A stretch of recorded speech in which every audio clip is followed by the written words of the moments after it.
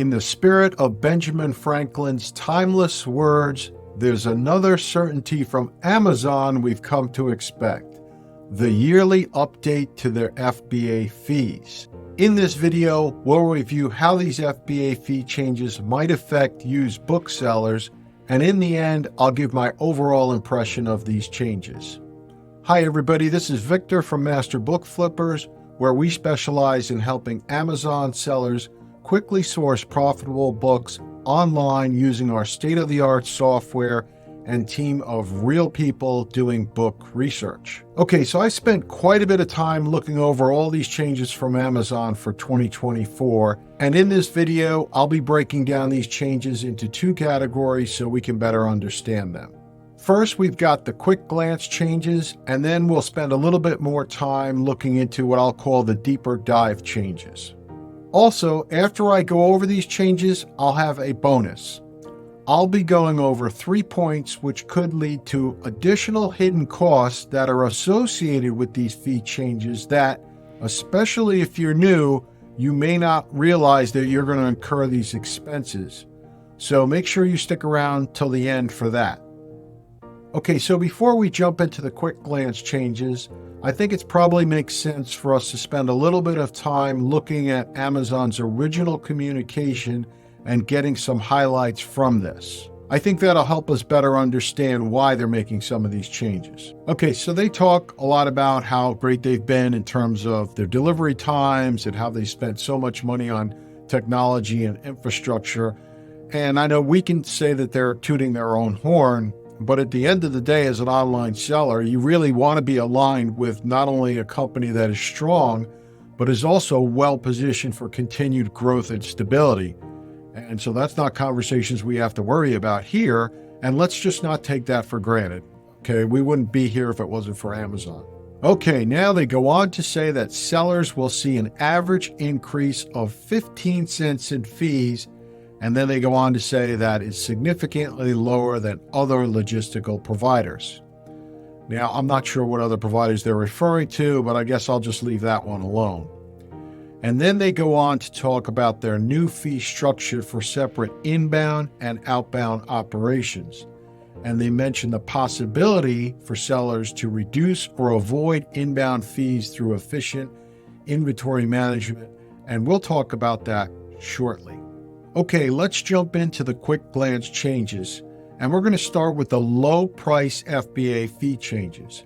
If you weren't already aware, any FBA priced item under $10 has a different FBA rate sheet. So the good news is that actually on April 15th, 2024, these rates are actually going down, which is good, but if you're selling used books with FBA on Amazon, you shouldn't have all too many books priced under $10, especially if you're sourcing your books online. But those who are scanning books at thrift stores and things, you might have more of these books. But just so you know, those fees are actually going down. Okay, the monthly inventory storage fee. So we've got a small change to these fees during off-peak months, January through September. Up until April 1st, it's going to be 87 cents per cubic foot. And then it's going down to 78 cents. So that's good news. We'll save a little bit of money on our inventory storage fees. Now, this is for the USA. But interestingly enough, if you're on Amazon UK selling over there, their fees are actually going up in this category. Okay, next is the FBA Removal and Disposal Order changes. Okay, not a lot to discuss here, but just so you know, on February 5th, these fees are going to increase slightly by about 7 cents per item. Next is the returns processing fee. Okay, so this is going to be a new fee for Amazon booksellers, but I don't think there's much to worry about here. Currently, Amazon does have a returns processing fee, but it only applies to the categories of apparel and shoes. So let's review the policy. Starting June 1st, 2024, we'll introduce a returns processing fee for high return rate products in all categories except apparel and shoes to address the operational costs of returns and reduced waste. This fee will only apply to products that have return rates above a threshold specified to each category. So it goes on to state if your product sells less than 25 units per month, any returns of unit during that month are exempt. So overwhelmingly, this is where most used books for most book sellers will land, meaning they will be exempt from this fee. But if you happen to have a very fast-selling book which is identified as having a high return rate, then I assume you might want to look into why this occurs. But this won't start till June 1st, 2024, and my guess is that most booksellers will never ever encounter this fee. But if you're paranoid or whatever, on May 1st, they're going to come out with a report that we can see which ASINs might fall into this category, and that will be in your FBA dashboard. Okay, now the deeper dive changes where more questions have come up, and we'll focus in on this. We will start with the product size tiers and FBA fulfillment fees. So starting February 5th, 2024, Amazon is modifying the tiers to be more granular. And as you can see in this chart, until February 4th, for a small standard size item, that's very small, at 4 ounces or less, they'll charge $3.22. However, starting February 5th, they'll break it down into 2-ounce increments for small standard items. And for over a pound falling into the large standard class, they'll be broken down further into quarter-pound increments rather than half-pound increments. Okay, I think that's all fine and logical and probably something they should have done when they started out.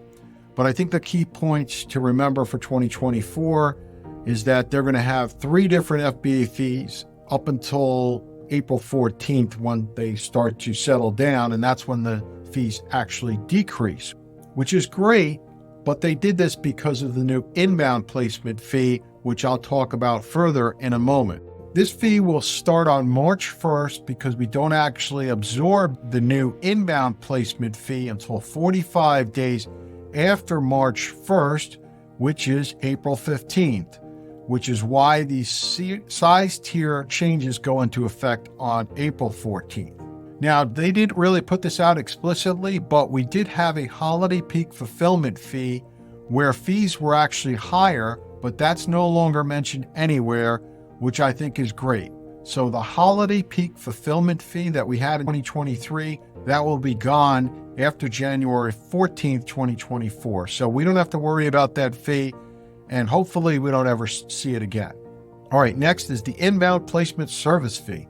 So this is a brand new fee that's going to start on March 1st, 2024, and this fee is the reason why FBA fees are going down. The FBA fee is considered the outbound fee, meaning it's applied when you sell an item and it's being shipped outbound from Amazon's warehouses to the customer. This new fee will be the inbound portion of the new fee structure. As I make this video within Seller Central, we have an inventory placement option, and you have 2 options. There's a distributed inventory and an inventory placement service. I won't really go into details about them because they're going to be going away soon, but starting March 1st, when you go to create a shipping plan, you're going to have apparently one of 2 options. Either a premium service, which means you're sending all your inventory to one location, or the discounted service where you're sending all your inventory to multiple locations. With the premium service, you'll be paying that inbound placement fee because Amazon is going to spread out your inventory to other fulfillment centers for a fee ranging from 21 cents to 68 cents per item.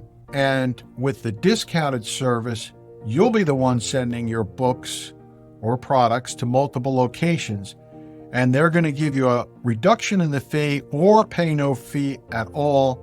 And then it goes on to say that it is dependent upon several factors.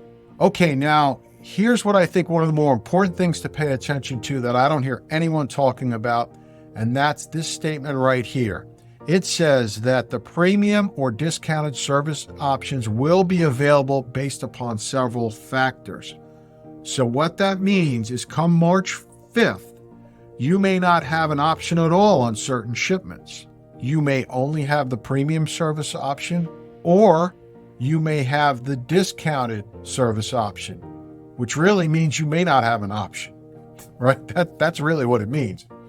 We'll see how it plays out, But I just want to make you aware of that so that if you only see one option, you'll know why. Okay, so next is the low-level inventory fee. So this is a brand new fee being implemented, and let's go through it here. I got a bunch of questions on this from people, so let's just clear this up once and for all. All right, starting April 1st, 2024, a low-level inventory fee will be applied to standard-sized products that consistently have low inventory relative to customer demand. Okay, fine, that all makes sense. Now, could this be a bad news for booksellers? Well, let me start out with this. Amazon was not thinking about used products when devising this fee.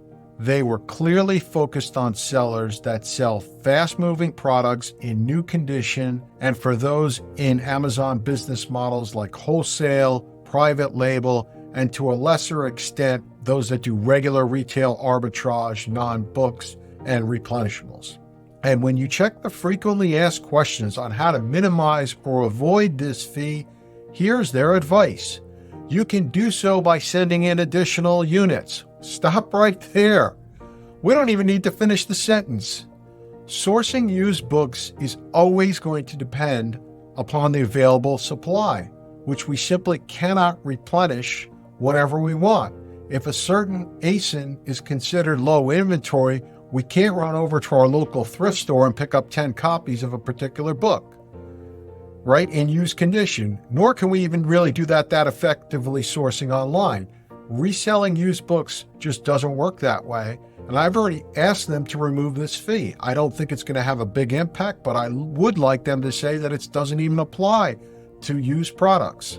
Now, I'm not going to read the message, but if you want to pause the video and watch it, that's fine. And if you didn't already know, this was written by ChatGPT, which is artificial intelligence. And if you're not using ChatGPT as a resource in your business, it's free, by the way, right? And you want to learn more, I have a video on that. I'll put the link below. But I would say you probably agree that that's a well-written response to Amazon. And those are really, there's no excuse that yours shouldn't look that way as well. Okay. Now, Amazon hasn't responded to my inquiry yet. However, like I said, I'm not really worried. Unlike those engaged in other Amazon business models who've actually signed a petition against this fee, I'm not all that concerned for anyone selling used books in relation to this fee. There's no doubt that this fee schedule is confusing as heck, but I don't think it's worth any bookseller's time to try to understand it 100%. What is important to know are these statements right here. This fee only applies to a product when both its long-term and short-term historical supply days are below 28 days. And also, if you're out of stock, you won't be charged a low-level inventory fee. Books that have a long-term or short-term historical supply days below 28 days are going to be extremely fast-selling books that are usually cheap, and they're actually in new condition.